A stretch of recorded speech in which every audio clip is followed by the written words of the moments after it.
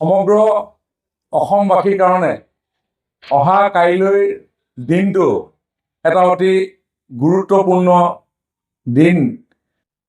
Strategic point of ভিউৰ ফালৰ পৰা অহা কাইলৈ আমাৰ দেশৰ প্ৰতিৰক্ষা, সাৰ্বভৌমত্ব ইত্যাদি গোটেই বিষয়বিলাকক লৈ আমাৰ দেশৰ সৈন্যবাহিনী আৰু বায়ু বাহিনীক শক্তিশালী কৰাৰ ক্ষেত্ৰত ডিব্ৰুগড় জিলাত এটা ইমাৰ্জেঞ্চি লেণ্ডিং ফেচিলিটি ইনগ্ৰেশ্যন কৰিব আমাৰ দেশৰ মাননীয় প্ৰধানমন্ত্ৰী নৰেন্দ্ৰ মোদী ডাঙৰীয়াই।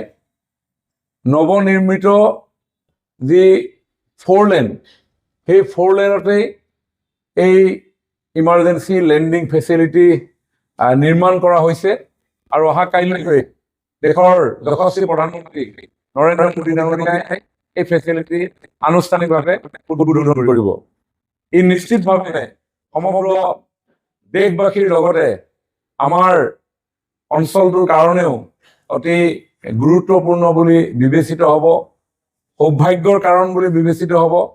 কাৰণ মৰাণৰ সমীপৰ নেশ্যনেল হাইৱেৰ ওপৰত উত্তৰ পূবৰ ভিতৰত প্ৰথমটো ডিফেন্স ইমাৰ্জেঞ্চি লেণ্ডিং ফেচিলিটি ইয়াতে নিৰ্মাণ কৰা হৈছে।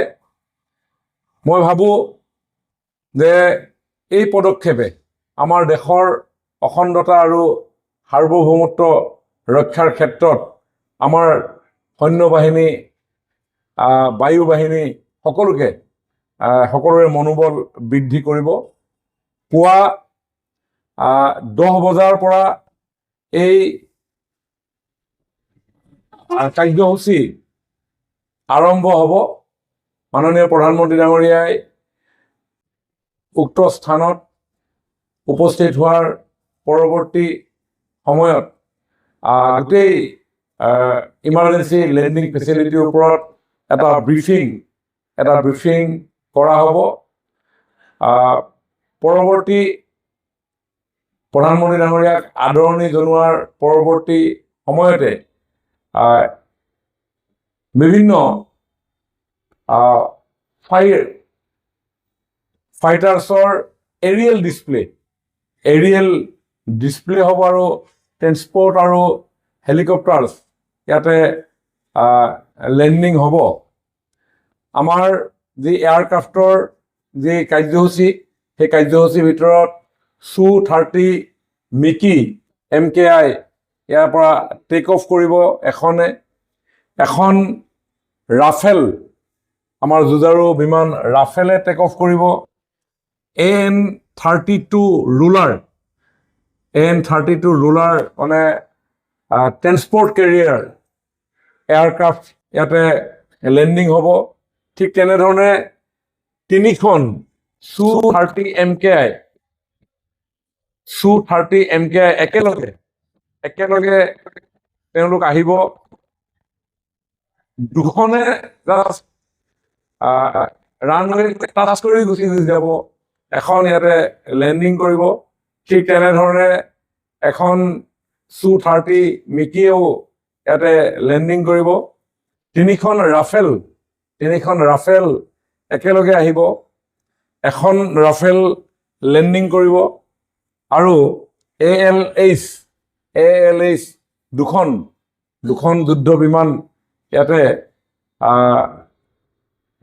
অহা কাইলৈ আমাৰ এই লেণ্ডিঙৰ ফেচিলিটি তেখেতসকলে অৱতৰণ কৰিব।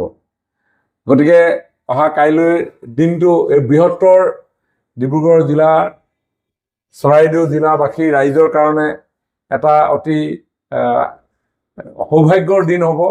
কাৰণ দেশৰ প্ৰতিৰক্ষাৰ ক্ষেত্ৰত আমাৰ এই স্থানত ইমাৰ্জেঞ্চি লেণ্ডিং ফেচিলিটিৰ জৰিয়তে যেতিয়া যুদ্ধ বিমান অৱতৰণ কৰিব, সেই স্থানত উপস্থিত থাকিব আমাৰ দেশৰ মাননীয় প্ৰধানমন্ত্ৰী নৰেন্দ্ৰ মোদী ডাঙৰীয়া। পূৰ্বতে এয়া কেতিয়াও হোৱা নাছিল।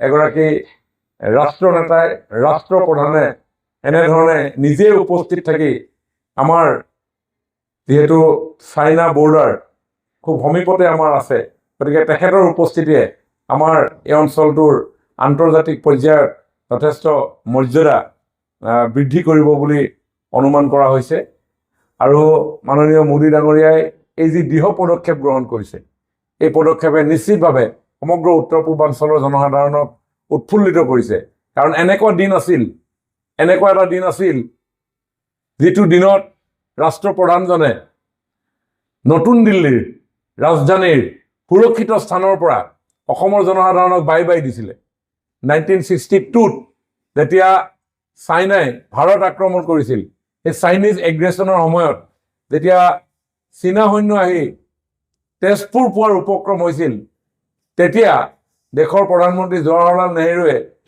দিল্লীৰ পৰা অসমৰ জনসাধাৰণক বাই দিছিলে আৰু বাই দি কৈছিলে যে my heart goes to the people of Assam মই তোমালোকক ৰক্ষা কৰিব নোৱাৰিলোঁ আমি কিছু সংখ্যক বিদ্যালয়ৰ ছাত্ৰ ছাত্ৰীসকলক তাতে সেই দৃশ্য চাবৰ কাৰণে লৈ যোৱাৰ ব্যৱস্থা কৰিছোঁ কিন্তু সকলোৰে কাৰণে সম্ভৱ নহয় গতিকে মই অভিভাৱিকাসকলক আহ্বান জনাইছোঁ যে যিসকল অভিভাৱক অভিভাৱিকাই নিজৰ সন্তান সন্ততিক এই দৃশ্য স্বচক্ষে প্ৰত্যক্ষ কৰাৰ সুযোগ দিব বিচাৰে তেওঁলোকে যেন এই ক্ষেত্ৰত কৃপণালি নকৰে কাইলৈ কাৰণ এই দিনটো ছাত্ৰ ছাত্ৰীসকলৰ কাৰণে আকাশ চোৱাৰ দিন হ'ব ছাত্ৰ ছাত্ৰীসকলৰ কাৰণে তেওঁলোকৰ এক্সপেক্টেশ্যনটো আকাশী যানৰ লগত তেওঁলোকে লৈ যোৱাৰ এটা ভিজুৱেলাইজ কৰিব পাৰিব কাৰণ সৈন্য বাহিনী বায়ু বাহিনী দেশৰ প্ৰধানমন্ত্ৰী ৰাফেল সুখয় গতিকে